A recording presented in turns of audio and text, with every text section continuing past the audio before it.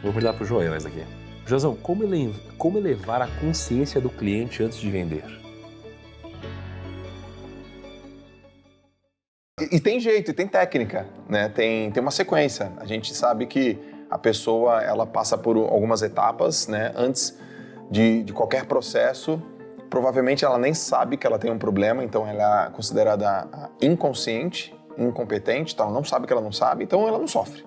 Esse cara tá de boa, ele tá tranquilo, porque ele nem sabe que ele tem aquele problema. Eu sempre dou exemplo, por exemplo, do pai ou da mãe que são obesos, sedentários e que não sabe o quanto que isso influencia na vida dos filhos. Aí eu falo, olha, não sei se você sabe, mas o fato de você ter uma vida, um estilo de vida desregrado afeta em 56% a sua filha, a chance dela ser obesa também. Ele já não é mais agora um cara que tá tranquilo. Agora ele é um cara consciente, inconsequente. Agora ele sabe que ele não sabe e ele fica já incomodado. Fala, tá, mas me dá mais elementos, me dá mais informações. Bom, é assim que funciona, não é só com você, funciona isso no mercado, no mundo, o mundo tá assim. E ele fala, meu Deus do céu. Aí agora ele fica consciente que isso é um problema e aí ao ter noção desse problema, ele já quer resolver esse problema. A terceira fase, ele percebe que ele tem consciência que existe uma solução. Mas existe uma solução para isso. E depois que ele tem uma noção que existe uma solução para aquilo, ele fala, e tem serviços e produtos que solucionam isso. E aí, como você mostrou toda essa etapa, ele gera uma conexão com você. Poxa, você não consegue me ajudar nisso aqui? É nessa hora que ele quer comprar. Porque ele passou pelas etapas, ele não sabia que não sabia, até o momento que ele sabe que ele não sabe fazer e sabe que você pode solucionar isso para ele e agora ele quer. É muito legal, de maneira prática, trazer para a turma que fica claro que as pessoas só compram algo por duas coisas, ou por um medo ou por uma ambição. Só.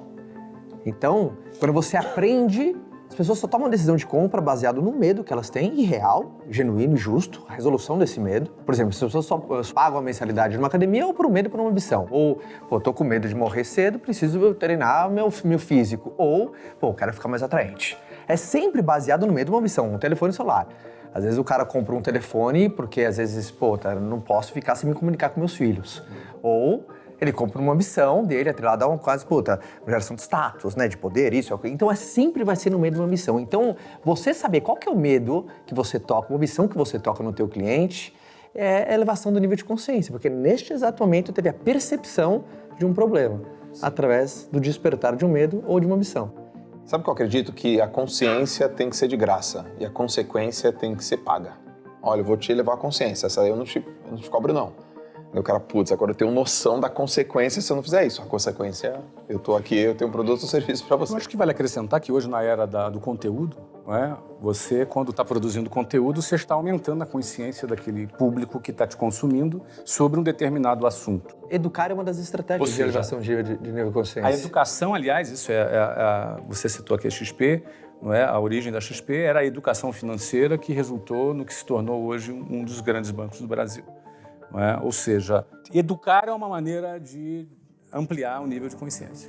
E veja que a gente tentar vender mais, com mais intensidade, o produto certo, para o cliente certo, no time errado, vai trazer muito menos resultado do que você vender menos o produto certo, no time certo, para o cliente certo. Porque quando eu comecei a minha carreira e o que eu vendia basicamente uma assessoria sobre investimentos, eu tentava com muita intensidade. Eu ficava o dia inteiro no telefone. E eu não conseguia vender nada. Tanto é que o meu primeiro ano vendendo, me trouxe mais ou menos R$232 por mês de faturamento. Isso era o que eu ganhava. Então eu tentava vender numa única vez, numa única tacada para um cliente. É igual o cara que tentou vender ouro para o pai do Joel. Então o que aconteceu? Ele não conseguiu fechar essa venda, por quê? Porque, cara, ele tentou vender no timing completamente errado, desnecessário, não passou por nenhum funil. Eu fazia a mesma coisa, então eu tentava vender para todo mundo. Deixa eu cuidar do seu dinheiro, deixa eu cuidar do seu dinheiro.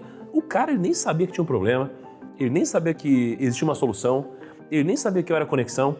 Então a gente passou a fazer o seguinte, ao invés de fazer uma única tentativa de ligação para vender, a gente passou a fazer uma única tentativa de ligação para qualificar. Então a gente abriu um diálogo. Então a gente espaçou isso daqui para, ao invés de uma reunião, duas. Onde numa reunião eu mostrava o problema, eu entendia de fato como ele pensava, eu entendia qual que era a vida dele, eu mostrava para ele que existia uma solução e ele percebia que eu podia solucionar isso para ele.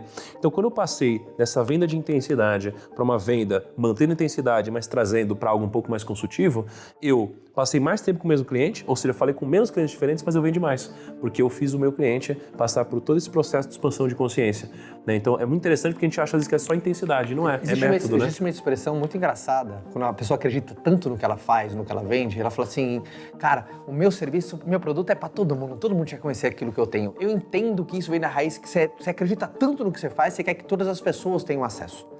Mas quem quer vender para todo mundo não vende para ninguém. E não existe erro mais grosseiro em vendas do que você gastar tempo demais com pessoas que não estão prontas para comprar de você. Para empresas que não estão prontas, não tem técnica que faça, por exemplo, se alguém perguntar para nós um conselho, como é que eu faço para vender uma Ferrari para um estudante? Eu não tenho a menor ideia, porque é um erro grosseiro na qualificação. Então, que é subestimada, né? O pessoal não investe tempo necessário nisso. E aí começa a colocar a culpa, o mercado que está retraído, não, as pessoas, mudou o hábito de comportamento. Não, você só tem um erro básico de qualificação. Então, esses pequenos detalhes você vai pegando ao longo de um processo. E acrescentando também nessa questão do timing de fechamento de um produto, é importante entender que cada produto tem um ciclo diferente do outro. Não é? Você vai, por exemplo, um produto em investimento, eu presumo que é um produto muito sofisticado do ponto de vista técnico. O cliente não vai compreender 100% da solução que você vai entregar para ele, porque ele precisaria fazer um curso de finanças de alguns meses para poder compreender a complexidade que tem esse produto. Porém, ele precisa compreender algumas coisas. Primeiro, uma lógica inicial acessível a um leigo, tipo o processo em que meio você vai fazer o investimento. Ele tem que ter uma compreensão básica, mas ele precisa ter confiança, porque ele vai botar o dinheiro dele na sua mão. E a confiança você talvez não conquiste em 20 minutos de conversa. Tem um relacionamento que precisa acontecer. Ou seja, é um produto que, para você transacionar esse produto, uma curva de confiança ela precisa acontecer. Então, quanto mais, por exemplo, você querer fazer uma ligação para fechar na hora um cliente de investimento financeiro, muito provavelmente você vai perder a confiança dele, porque, pô, esse cara tá afoito demais, querendo... Pô, como assim? Eu não confio nesse cara ainda, por exemplo. Aconteceu isso essa semana comigo. Ah, é? Com qual produto? Exatamente. Então me conta. Exatamente isso. Eu quis comprar um quadro, para minha casa. Eu vi um quadro na casa de um amigo pelo Instagram, eu falei, legal, manda mensagem, me manda o contato desse rapaz que eu quero falar com ele. E aí eu fui falar com ele, gostei do quadro. E ele foi tão afoito que eu... Assustou. Eu não quis. Ele falou, e aí, João, vai ser assim, porque tal, esse é o preço, tal, esse é o tamanho, olha o que eu vi. E aí, fala comigo. Eu falei, cara, calma.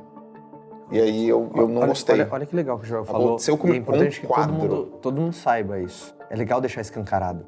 Em vendas, todos os sentidos são percebidos. Não tem o ser humano num processo de vendas, ele vira um tubarão na percepção do sangue do outro lado. Assim. Exato. Então, não tem como você deixar de perceber a confiança de quem está alta, a ansiedade, a euforia de quem está segundo. Às vezes até, assim, eu não sei quem é o rapaz agregando, ele pode estar até precisando de grana. Exatamente. Tá num momento, ele pode estar num momento difícil na vida dele, mas deixou transparecer. Foi isso que eu pensei.